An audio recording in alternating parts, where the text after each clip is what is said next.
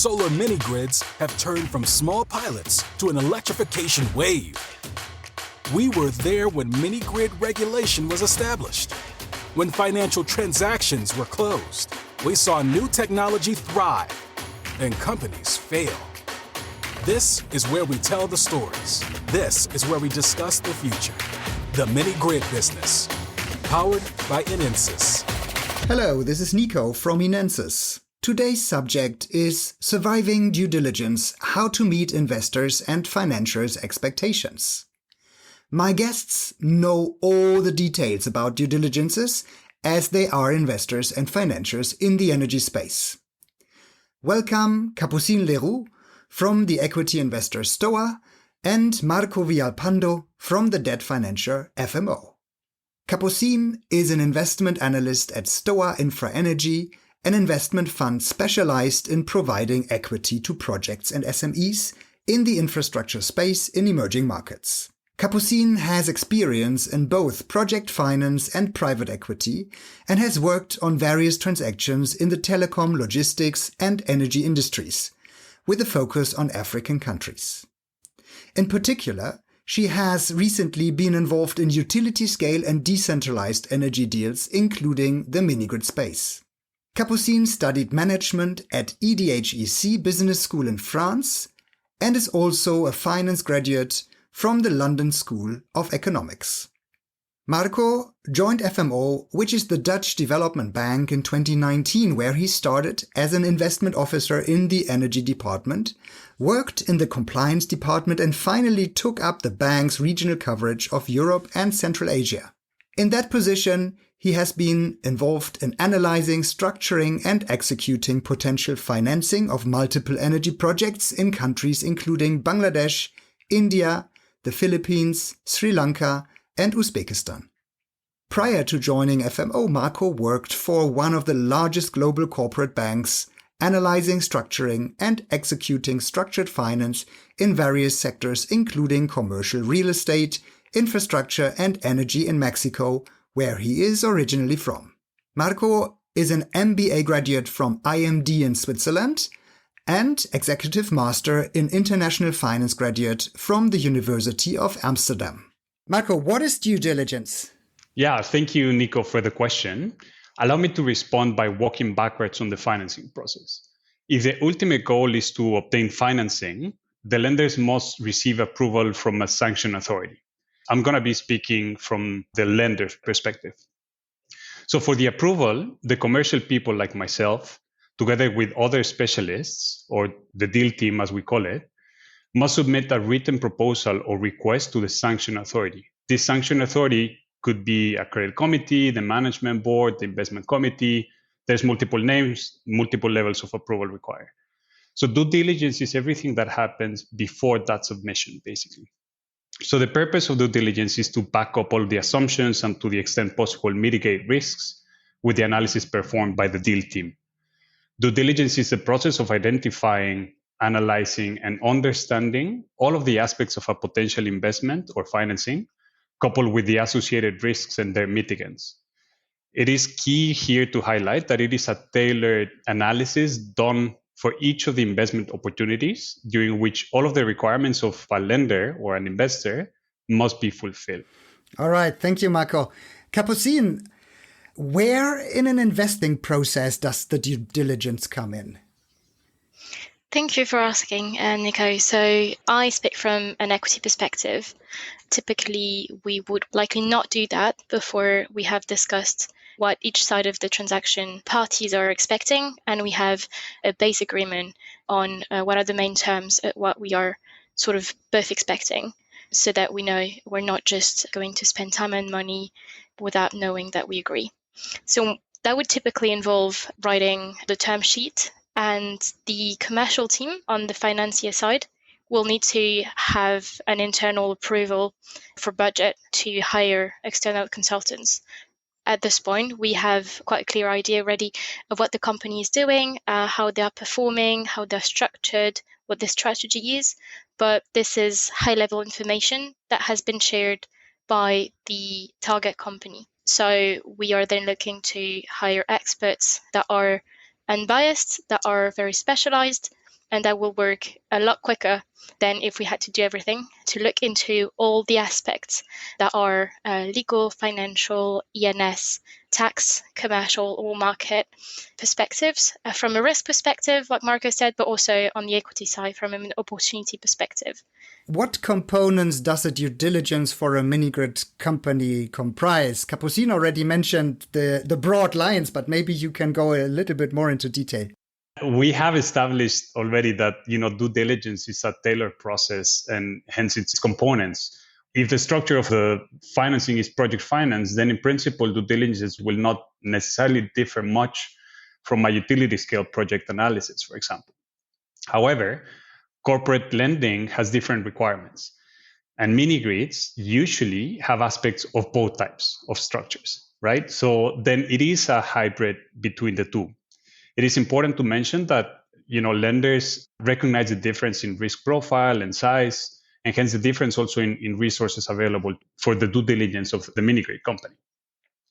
Having said that, the due diligence process entails a combination of components, including desktop research, site visit, where we, the lenders, as well as the investors, will probably seek to meet multiple stakeholders, have conversations. An additional component is expert reviews, as Capucine just mentioned. So there's an independent third-party analysis by experts like demand advisor, technical advisor, insurance advisor. And these usually are in combination with the site visit and desktop research. An additional component, there's also extensive Q&A sessions and review of documentation. But what I think is very important and the nitty-gritty for me to mention is that the way I see the due diligence or the mini-grid industry in itself is I see it having three main risks from a debt perspective. One would be technical and demand risk. The other one would be tariff and grid encroachment. And the third would be ENS, environmental and social. So deep diving into each of them, it is worth to mention that these two work streams, technical and demand, are difficult to unbundle when doing the analysis. I have been involved actually in opportunities where the developer prefers to unbundle on hopes of reducing the costs. From my perspective, there is synergies between the two, so there is little economic gain in unbundling, if any, but it can be done for sure. What we seek in the end on the technical and demand is to understand how end users will pay and how does the ramp up will look like. In my opinion, the developer must have thought about demand stimulation. So what could the productive uses of the electricity be, for example? And this ties with understanding whether the load curve matches the solution proposed by the mini grid company. What are the components of the solution? Battery, solar, diesel, a combination thereof. And these will be analyzed by the technical advisor, most likely. Where we come from as a lender, we're looking at the cash flow assessment, which comes from the kilowatt hour prediction. And if that is not possible to be sold, then it doesn't make any sense whatsoever, right? So that's the first risk. The next one, on tariff and grid encroachment, we seek to understand basically the regulatory framework under which the mini grid company operates. What if the grid arrives, or if it is there and eventually upgraded, so that end users can actually, instead of using the services of the mini grid company, they use the grid provider?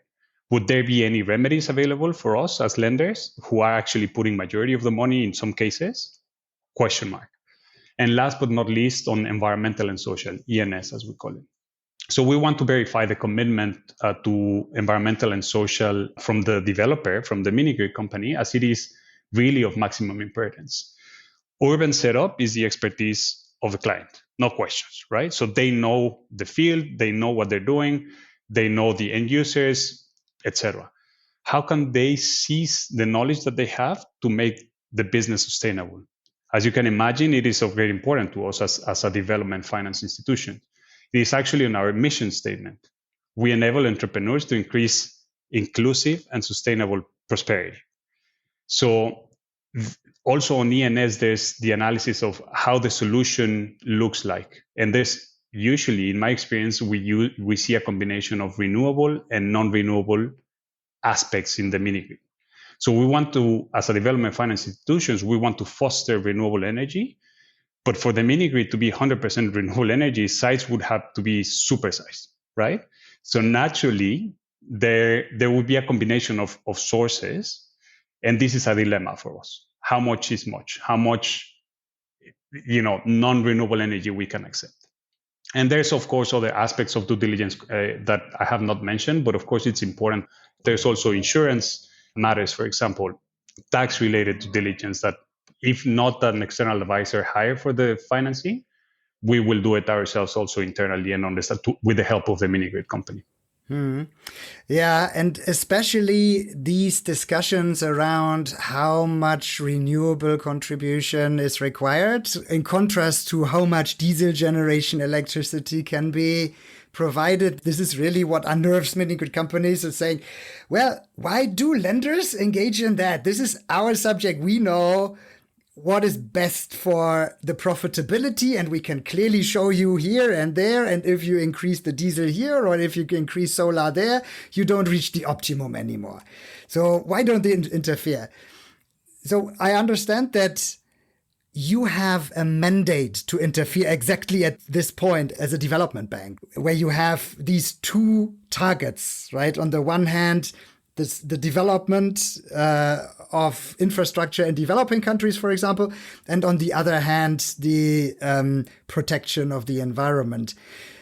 Do you see any common kind of agreement between financiers and borrowers to come to an easy solution on this question?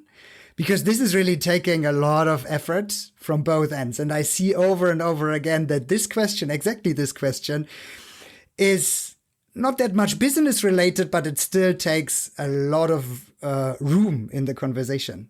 Yeah. From the lender's perspective, the best person positioned to do the strategy is a mini grid company, right? So, and we don't really try to mingle there. But as you mentioned, we have that mandate that we don't invest in non-renewable energy as a mandate, right? But of course, we understand that in the mini grid space, this is a little bit different, right? So we have to be able to accommodate that perspective. And the key question, and it always comes up, as you say, there's always how much is too much. This is literally a dilemma that we discuss in the mini grid space. I don't think, at least from my experience, I have not seen a number that it's like make or break. But what we want to foster is really that the diesel generation or the non-renewable aspect it's really used for the last bit of the load that is being used and not as the main source, because then we're actually funding non-renewable energy projects. And that's not our mandate. Yeah, and of course, today there are also options to go for 100% renewables, like solar battery. If you include cloud computers, crypto miners, of whatever, to offtake the surplus electricity and monetize the same, as discussed in one of the other sessions. Capucine, now we have heard from Marco how he sees the due diligence from a lender's perspective. Now you come from an equity side. What is different between due diligence from an equity perspective compared to a lender's perspective? So the debt side will have an approach that is quite conservative because they're exposed to underperformance, but not to overperformance the way equity is. So that means that we will be looking more at opportunities and what's not necessarily in the business plan or what are the upsides. But on the debt side, that is not so much. They will have an approach that is more risk oriented. Now, on the ENS side, for instance, I would tend to say that as shareholders, we have more ability to make change happen and push for adoption of different policies by the company. That's probably the main difference, where I imagine that we would come with a set of recommendations to be adopted by the company. Maybe, so I mentioned technical and commercial, that's the main difference. I'd say that on the legal side, it's the contract and regulatory. That would be sort of the same approach. And that's probably what I meant, but a lot is the same and some is different. For us on the lender side, on the debt perspective, we really seek for cash flow certainty, right? Now, mini grids are really demand risk. So that means that, there's these mini grids kind of fall into the merchant kind of bucket if we're thinking also of utility scale projects. And that's where lenders really start to feel kind of uncomfortable, right? Because we don't necessarily have certainty on cash flows, but we do try to be a diversification, if you may. So the multiplicity of end users, we start to find comfort. And that's where and why mini grids actually also are acceptable, and we like it because of the impact, mostly because of the impact that they create, and also because of the the risk. We find it acceptable. But I think the glasses that the equity and the debt sides view the due diligence is a little bit different in the commercial aspect. That's the main thing. Yeah, Marco, you said earlier that mini grids are somewhere between commercial finance and infrastructure or project finance. Capucine, you're probably even more exposed to this kind of question. How do you see mini grids? Are they more corporate finance or are they more project finance? And how does that reflect in due diligence after all? They really are a mix of both, but it depends who you're talking to. So STOA, for instance, is traditionally an infrastructure investor. We've looked at many transactions, but we're only just now looking at properly investing. And the reason is because previously we would have been used to projects where the revenues are contracted and when there is little risk on demand. And that is one of the main characteristics of infrastructure finance, is that you're able to foresee what the revenues will look like, and they will be sort of stable. And obviously that's something that is a lot harder on the mini grid side. But also, when you look at technically what it is infrastructure, and it could be financed in a way that is similar with, if you bring together enough projects, a batch of projects that would be together big enough to be financed by a big debt, for instance, raising process. So I would really say it's in the middle of the two. And if you're trying to convince your committee, who's very conservative and willing to look at everything from an infrastructure perspective, you will bring up the technical side of it. You will bring up the fact that you also have commercial risk on some infrastructure projects, on transport projects, for instance. And then it will be a bit different when you do the actual due diligence, because, for instance, if you're looking at an infrastructure project finance project, you will not necessarily look at the team. You will not necessarily look at how good they are at rolling out their sites. And now you're looking not just as one project, but also the whole organization behind it. And you want to understand, because there's a pipeline, you want to understand how they select the sites. You want to understand what are their options if something goes wrong and they have to bounce back. You have to understand how good they are at displacing sites, selecting the types of clients. So everything is not set from the beginning the way you would expect a lot more for an infrastructure or typical project finance transaction. Thank you. Marco, you already said that due diligence is usually tailored to the specific project. But we already said that there are also components which are kind of the same, not only from an equity and from a lender's perspective, but probably also from one due diligence to the next. Do you think that there could be potentially a kind of standard, and after all, maybe even a checklist that a mini grid company can pick up to prepare for due diligence? Yeah, no. I mean, it's an interesting question, because I don't necessarily think that there is a specific set of standard or like a specific checklist that would apply to all of the companies, right? So if we think about it from a strategy point of view, one would expect that each mini grid has their own competitive advantage and they're different in some shape, way, or form to another mini grid company. Because of that, of course, we do have a checklist. Or a list of items that we will be, as a helicopter view, we will be checking or touching upon.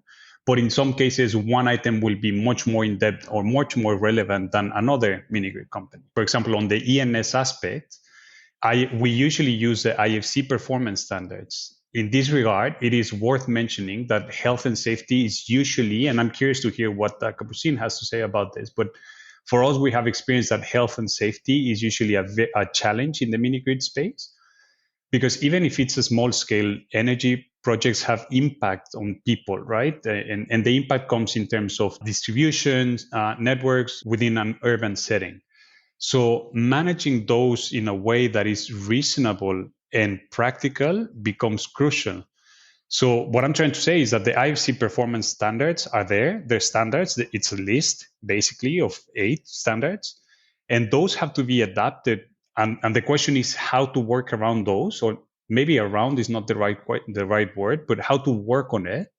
What is reasonably expected from a smaller budget, usually in the case of the mini-grid companies, within a smaller project context, but that has a very large impact.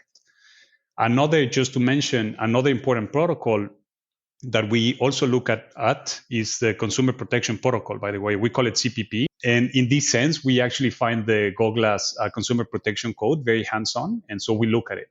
Why is it important? Why is it become relevant? Well, we want to be invested in a project or in a company that creates a positive impact in the lives of the people. So we seek that the end users are protected, which in turn will probably make the business sustainable.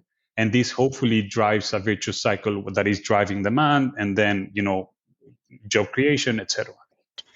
We have had this experience of getting a systematic answer from the target saying, this does not apply to our operations. This is too broad. This is not tailored.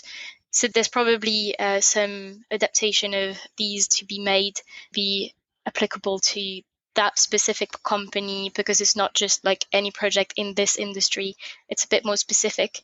So there's this that needs to be done. And also on the community side, because if the community served by the mini-grid is not happy with the way it is done, there could be some discontinuation of activity.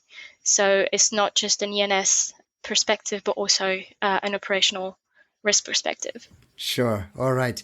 And regarding the standardization of due diligence approaches for the mini-grid sector, Inensus has developed some guidelines already. One of them is for the Nigerian market, and I think they have been published. Maybe we can link those in the show notes. Capucine, how much does a due diligence cost and who pays for it? Very tricky question. I would say, and that's not an answer you will like, it depends. So maybe I can give you a big amount that would cover everything, and then sort of like brackets. Mm-hmm. So I would say that what I've seen is maybe 500, 600 K as a expected amount for the whole set of due diligences. So for instance, on the technical and commercial side, we could see fees between 50 and 100 K, but likely on the higher end. On the financial side, it depends whether the financial modeling is done externally or whether it is not, but it could go up to 200 K. And then legal can vary quite a lot depending on the jurisdiction. I would say maybe around 300K. All of this is just an indication. It varies quite a lot. And then on the ENS side, I would see figures up to maybe 50K. And then there's a couple additional work streams that you could add, for instance, insurance, that would be a lot less. But those are the numbers I have seen. I don't know whether you've seen sort of the same figures, Marco. Yeah, thanks, Capucine. I think that was actually much more comprehensive answer that I could actually have shared. I agree with you. I think we have to be very careful in answering this question in order to manage the expectations of the audience, right? So touching upon what we discussed at the beginning of the conversation, project finance structures are much more expensive than corporate finance loans. And this is actually one of the main disadvantages of project finance, whereas in the case of corporate loans, there is contamination risk, right? So if you provide a corporate loan, it may be cheaper because you're relying on the overall business of a company. But then if any aspect of it goes belly up, then the lenders will be able to call upon the security of the whole corporate, right? I think the specific in the cost of the due diligence, Capucine, I think you mentioned kind of 600-ish K. In my experience, legal costs tend to be the largest portion of it. I think you mentioned about 50%. So I think you mentioned around 300 maybe about for legal aspects. In my experience, it usually tends to be higher. And I'm trying to tie up this to the three risks that I mentioned at the beginning, right? So that's grid encroachment and tariff, because there's analysis on the grid, on regulatory framework, on financing documents, etc. And then the second risk, and probably the second most expensive item of a due diligence, will be technical and demand. So that's where we're looking at you, Nico. And so that, I think maybe you are actually even in a better position to answer, but I think that's also usually the second component that tends to be the most expensive. In all honesty, I have seen due diligence costs being as high as 7 to 10% of the total financing package, which is a lot. But the thing is that when Capucine, of course, was mentioning 300K, for example, for legal, that's probably not going to be much more different from a larger project. I think that's part of the analysis that we also do at the very beginning. And we like to be very upfront about this with the mini grid company that, the costs are going to be high, so that they can also take a strategic decision whether at the point of development that they're at, whether the financing, the loan makes sense right now. And we understand, and I do recognize that owners are passionate, so they usually minimize the aspect as they see the funding as a means to scale the company. So we also actually do at the very beginning an analysis of, okay, do we think that this financing will make sense to them? And we come to the table already with a view, but not prescriptive, right? So we will discuss that at the very beginning of the conversation. We will require A, B, C, and D, being legal advisor, technical advisor, demand advisor, E&S advisor. And this may amount to, I don't know, this figure we believe, but we have to make a request for proposal or request for quote. And that's where, the very first conversations start, in my experience. Yeah, well, these numbers that you just mentioned really sound very much inflated to me, to be honest. Like, I think we have never really issued any proposal or any quotation for a technical due diligence which was more than $80,000. In many cases, it's actually much less. It, of course, depends on if it's one country or how many mini grids we're talking about and so on. But I really see a lot of potential for standardization, as we already discussed, because think of legal due diligence. Like if you go into a country, what do you check? Like you check on whether a mini grid company can do business in that country, right? You check about the repatriation of funds, of money. You check on probably import and these kind of things and how these legally work and how the rule of law is and these kind of things. But these are questions which do not need to be answered for each and every individual case in that country again and again and again. You prepare this once, then you have that in your drawer, you pull it out, and many law firms just put that on the table and say, give me $50,000 for this, or give me $100,000 for this. Well, but it has been paid once. It probably has been paid twice already. So, I think we really need to talk in this sector. We need to talk about standardization of due diligence. Also on our end, also on the technical due diligence side. We are offering this technical due diligence at, as I said, as a probably reasonable price. But there is still room for reduction if we standardize, right? If we all agree on a certain procedure. And the guidelines that I mentioned before are kind of a first approach towards that. But of course, it requires a lot of discussion. And 10%, 7 to 10% of an investment, who can afford that, right? Nobody. Capucine, you wanted to come in earlier, please. I think we should mention here that typically debt finance related due diligence costs are borne by the company itself.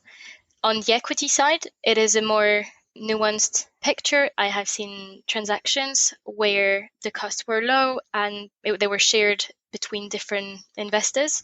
And I have seen other ones where they were much higher and everyone involved did have to question, do we think this is worth it? And in that case, I would see a bit more a situation in which the target company would also pay for a portion or all of the costs. But this is not always the case, and that also depends on the amount. Maybe just thanks, Capucine. I think one aspect, and I think that's important because it's interesting from the discussion perspective. I did mention 7 to 10%, which I agree with you. I think it's a high number, but of course it all depends on the base. So that's very important, right? So you, Nico, yourself just mentioned, okay, from the demand point of view, the cost may be 60 to 80,000. In the case of the lenders, if the loan is 1 million, let's say, then we're actually already talking about a way larger number than that figure, right? But if we start to scale up the financing, so if we're talking about 10, 15 million, then of course, then we're looking at 2%. So I think it's really dependent on the base that we're using. And it's not that, if it's at 15 million financing, then it's going to be 10% of that. Right. In the mini-grid sector, there's so much potential for economies of scale. If you electrify 100 villages at once or 500 villages at once, you come into completely different commercial calculations and projections. And that also, of course, can be seen here on the financing side. But the financing side is not the only item here. Overhead, management, transport, procurement, like all of that benefits from economies of scale. This is just another reminder that we have to think big. We must think big in the mini-grid sectors to succeed. Marco, Capucine, equity and debt due diligence be combined to save money? You touched upon this, Capucine, earlier, just briefly. But I believe that standardization is one thing to reduce costs. But if equity providers and lenders share certain components of the due diligence, exchange documents and so on, that would significantly reduce costs. Don't you agree? And is that possible? I would say that yes, the answer would probably be yes to a certain extent. There would be some conditions for this to happen.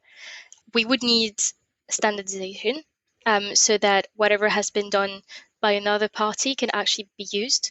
We would need to see the debt side, the equity side coming in roughly at the same time, because maybe otherwise the information that has been included in the report is no longer valid.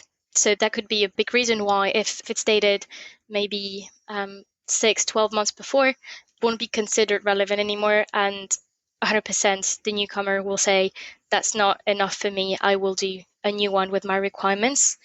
And that means that beforehand there needs to be coordination between the different sides to agree on the scope and to agree on the timeline, so that it could be relevant for everyone, and we avoid being redundant by doing the same work several times. But in theory, if that is done, we would go in the right direction to be able to share, indeed.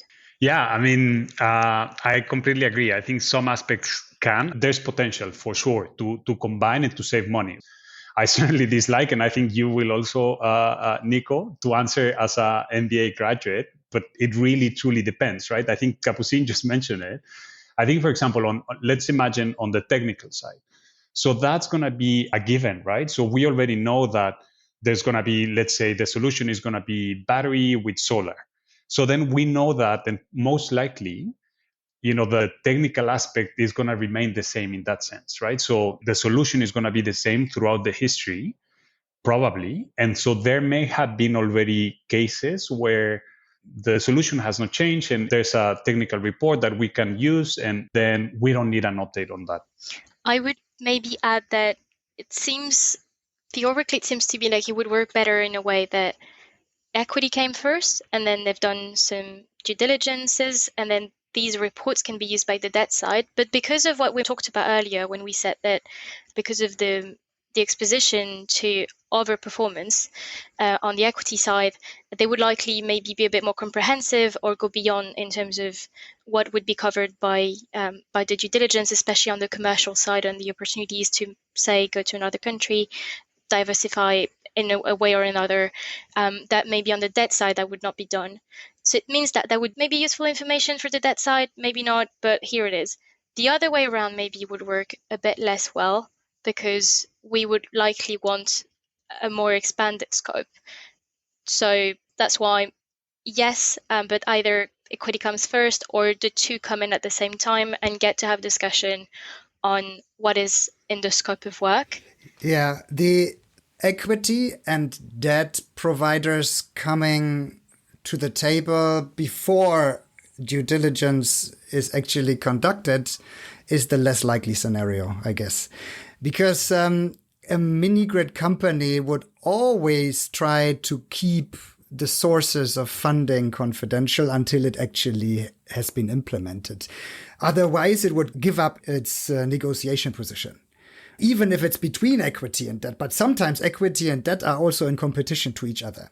And then I see that there may be, in some cases, equity providers or even the sponsors not willing to share the documents because there are certain business secrets involved that are only revealed to the equity provider, because that equity provider is supposed to become a shareholder in the company, right? Whereas the lender, let's say, should not know that much about some certain very detailed aspects of the company. Yeah, but this brings me back, Capucine, what you said before also, like if we standardize the process and at least say we have a standardized structure and have a standardized procurement procedure for services for due diligence, and kind of a standardized catalog of requirements of what credentials service providers have to bring, then probably we can share these documents much more easily and potentially just not the full document, but only sections, parts, paragraphs, I don't know, chapters out of the document. And then potentially we can even, under the standardization approach, we can even find a standardized cost sharing of this. This, I think, would benefit the mini-grid sector a lot, because mini-grid projects are not that different from each other. Not anymore, right? Some years back, that was the case. Each mini-grid project looked a little different, but nowadays they all are more or less going into the same direction. Of course, every company has got its own unique selling proposition, but that could be worked out also under a standard approach. All right, let's go a little bit deeper into the due diligence components. Capucine, what data is required for each of the due diligence components from the mini-grid company, and how can the mini-grid company compile the data to be easily digestible for investors and financiers and their advisors? I think I will start with practical considerations in terms of how the information could be passed on, just to make it a lot more easier. Maybe it is a bit obvious, but a well-structured online data room with shared access for all the advisors is a fantastic way of doing it. I say shared because we tend to see similar requests for similar information coming from different advisors, and then the company opposite gets a bit annoyed or does not really understand why the information is not being shared the way they expected. So I think this is a good practice.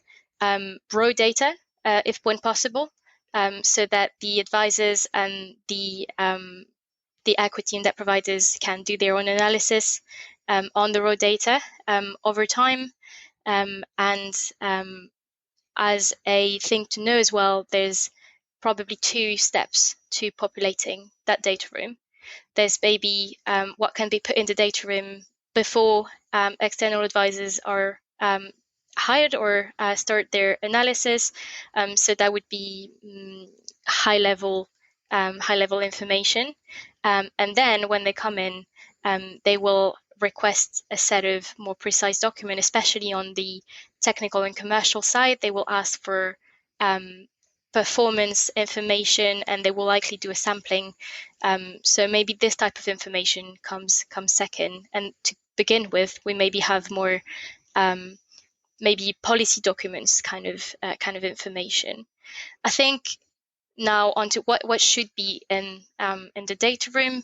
I think one way of seeing it is to start with, we want to back all of the information that we have in the model. We want to make sure we know where the inputs come from. and whether we really believe them based on objective figures. We also want to make sure that we have a comprehensive understanding of how risk is shared. So on the commercial side, so we would have maybe what could be put to start with at the very beginning, market research, whatever was used to put in the business plan, the projection. We want to be able to rationalize the projections. We also want to be able to quantify, but also qualify the existing portfolio and the pipeline. And then what is useful as well is get a sense. So especially maybe maybe probably both actually equity and debt side, say SAT selection, pricing, policy documents. So it's not something we understand later in the process, but we can start processing right away to get a sense of how the company is structured, how it works, what it looks at. In terms of financing, it would be, I guess, very typical for any transaction. We would ask for historical financial statements. We want all the financing agreements that will be reflected in the model, but also still we understand the terms that were previously offered. And maybe recap tables are very useful if that's a company that's been around for a little while. On the legal side, we will want to look at the contracts, the main contracts. So unlike pure project finance transactions, there will be a lot less contract, especially on the offtake or demand side. There's typically no contract. But the couple of contracts that the company has, we want them to understand who they're with and also how the risks and the responsibilities are shared. And then that would be maybe things that we would put at the very beginning. On the ENS side, I would say any policy document and internal external report relating to these on ENS aspects. So that would be, Marco, you mentioned health and safety. It would be community. It would be resource management, so water, but also waste. It would also be land acquisition. Now, when all of this to begin with is on the data room, both the commercial team and the advisors can get started to analyze the whole transaction, and then we will have a second wave of information requests that comes in after this initial analysis of documents, and especially on the technical side, we will ask for samples. And that would be to be added next, because we would want to aim for randomly selected information so that it's not just the best performances that are shared by the target company. Yeah, if you, as a service provider, due diligence service provider, which Inensus is in some cases, look into a data room and see that it's just half filled, you say, oof. Because then you have to prepare a very long list of what is still missing. And usually the company takes weeks, in some cases even months, to fill the data room. So therefore, any mini-grid company is really strongly advised to gather revenue data, to gather sales data, kilowatt hours delivered, as you said, Capucine, raw data that can be reviewed and that can be analyzed by the consultants into the data room. And the data room is basically just an online folder, usually protected by password. Marco, how can mini-grid companies further prepare the data room even before the lists of questions from the investors and financiers are available? Yeah, no, thanks. I think first I wanted to just say that my recommendation, and kind of to state the obvious, I guess, but it's really to invite developers to make it easy for both investors and lenders to find and scrutinize all of the data. If I had to say one main thing of data that I would really like to see upfront, probably would be the raw data in itself, so that we can analyze it, as Capucine just said. And, that information, in the case of the demand, smart meters already help, but the raw data in itself, I don't think it's, useful as a commercial team, because we don't necessarily always have the expertise, the technical and demand expertise, as you yourself, the external advisor in Nensus, have, for example. Another aspect that I just want to highlight also is that if the data is not comparable over time, then really there's no use to it. Meaning, if the accounting methodology is changed, all of a sudden, revenues are recognized differently, costs are different, etc. So then we cannot really compare them across time. Then we really start to question much more things. And it's just not just about the data, but it's about the business practices. So that's also something very important to have into consideration. And that has to be built on in the history of the mini-grid company. Yeah, coherent data, that's for sure what mini-grid companies should deliver, but many mini-grid companies don't have. But what I see even more often is that mini-grid companies are really holding back data because they are afraid of sharing business secrets. I would like to hear from both of you quickly. Does it make sense to hold back data? I mean, yeah, I agree. I mean, I think in my professional experience or career, it is my opinion that mini-grid companies are the most reserved with their data, their information, which I understand. They want to keep their competitive advantage. But as you mentioned, we have very strong agreements with the developer, with the mini-grid company or our client, through the non-disclosure agreement. So there's very strict requirements or protections that we have to enable and to foster to allow for that trust to be built. So for me, it's really difficult at times to understand that protection from the side of the mini-grid company, because that's really in a way of, I don't want to say obstructing, but it gets in our way of doing the analysis, right? And then we face a wall of, okay, well, we need that information, but it's private. So how can we explain, as we said at the beginning, to the decision makers that this is the process and that it makes sense, etc. Yeah, and in many cases, the resistance and reservation also is addressed to service providers like us. But we are also tied into the same NDAs, non-disclosure agreement procedures, either from the bank side or the equity provider side, or with the sponsor, with the mini-grid company directly.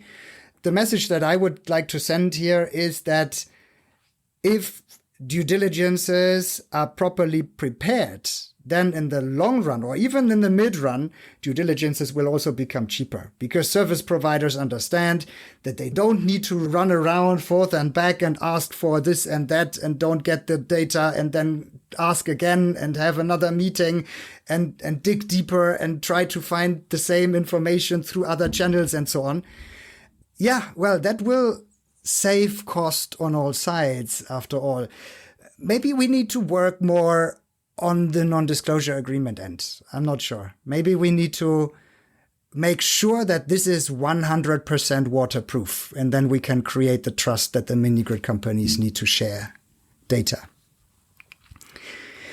All right, to the next subject. In parallel to the review of data, field visits take place. Marco, how do field visits work, and what do investors and financiers look for in field visits? So I personally see it as a knowledge transfer. And I think that it's important to understand that we don't want to mingle in the strategy of the mini-grid company. So they have to educate us in their business, how they operate. We're basically here to help them. So we want to understand what is it that they're trying to achieve, how are they trying to achieve it. In the commercial teams, we sort of buy into that. We want to buy into that. And then we basically structure it in a way that the decision maker can make the call. Good. And when we come from the site visit, what is the next step after that? And what is the next step after due diligence towards the financial close? Capucine, maybe you want to answer that. So once the due diligence is finished, it means that we have reached a situation in which we're comfortable with the assumptions that we have in the model, with our understanding of the risks and the responsibilities and the opportunities, and we are able to go back to the terms that we initially negotiated or discussed with all the parties and confirm them or tweak them using what we have confirmed or understood better during the due diligence phase. So we will discuss these conditions and write a binding offer laying out these conditions.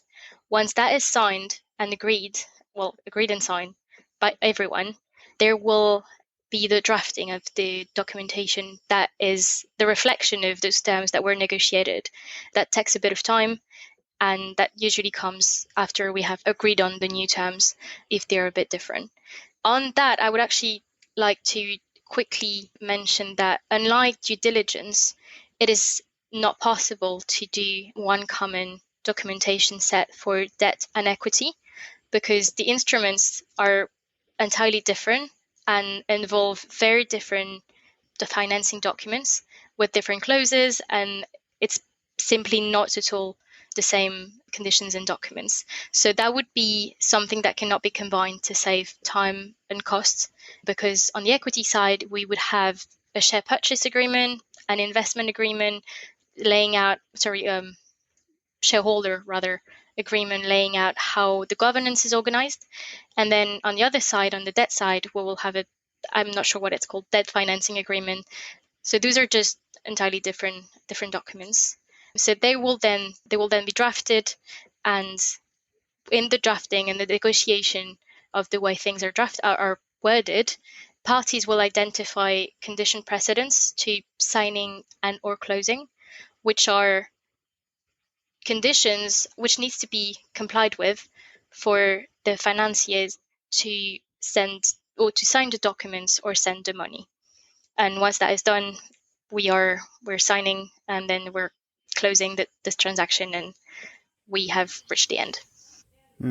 How long does the whole process take, and what percentage or what portion of that does the due diligence cover? It depends. but on average, I would say that 6 to 8 months is usually the process that we see, and that's kind of back to back from the first stage approval to the last stage of the approval. So up to and including FP, financial proposal. I see. Capucine, what is your experience in this? How long does it take? I would say probably the same. I think the quickest I've ever seen, and it was a very straightforward transaction with only 2 parties involved and limited due diligence because we knew the industry quite well, was maybe 4 months. And that was in a situation in which we really, really had a simple transaction. So in a transaction where we have several equity investors, for instance, it could just make it a lot longer, because you need to go through what everyone thinks about everything, about what the report says, about what are the conditions of the transaction itself. Can everyone fund at the same time? Is everyone okay with the condition precedents that we have laid out? So that can just make it a lot longer. All right. Let's sum things up and talk briefly about what your organizations have done in the mini-grid space, and what you're planning to do in the mini-grid space. Like, how many mini-grid companies have you invested in or financed already? What's your pipeline? Who wants to start? As I previously mentioned, STOA, as an infrastructure investor, has traditionally looked at more project finance transactions and has, over the past couple of years, looked at a great amount of transactions in the mini-grid space. But we're only today approaching the actual investment in a mini-grid company. And I think the fact that we are doing it today tells a bit about what is going on in the industry at the moment. I would say that more commercially minded investors like STOA, and I say that as opposed to DFI-like companies like FMO and others, would likely come second. Maybe DFIs would come first. And the fact that we're seeing companies like STOA interested in the industry at the moment, we're also seeing, I think on the debt side, I saw that Triodos Bank or investment, I forgot what it's called, it was also looking into the industry at the moment. I think maybe it's a sign that we are approaching a situation in which the industry is becoming mature enough for more commercially minded investors to look at these companies. And hopefully, as profitability is reached by more and more companies, we could see more commercial investors like STOA and even more commercial join in, crowd in and invest in these companies and help them grow, because we know they're actual solutions to actual problems. And until now, the profitability side has been a bit of a hurdle for investors like us to come in. But I think we're coming to that moment in the development of the industry where we can start seeing that a lot more. What a great outlook, Capucine. Thank you. Marco, what about you? Yeah, no, I like the outlook. Maybe to answer about pipeline or the opportunities that we are in, we have financed about 6 mini-grid transactions, debt or equity, or both, in various countries, including Uganda, India, Sierra Leone, Nigeria, and needless to say, we have analyzed many more. I'll stick to say that we have quite some opportunities also in Africa and Asia, and that we're very actively looking. We also do see, as Capucine just indicated, we do see growing momentum in the likes of IFC, AFDB, as well as other European DFIs from the lender point of view. So we expect actually that the financing will go up. We at FMO have established a specialized working group with regional representatives, as well as both products, equity and debt, for the distributed energy industry. So long story short, we do expect to continue being active in the market. We like it. We are eager to support mini-grid developers.